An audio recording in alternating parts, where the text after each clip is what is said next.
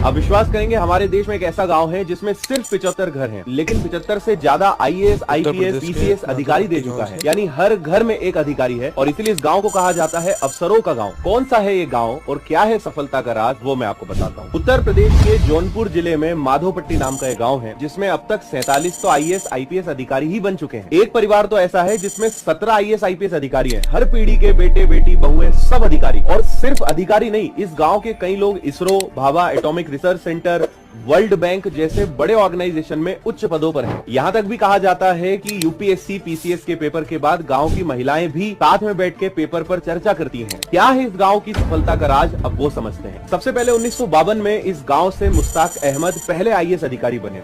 उन्होंने एक नई मिसाल कायम की, बाकी सब लोगों को प्रेरित किया।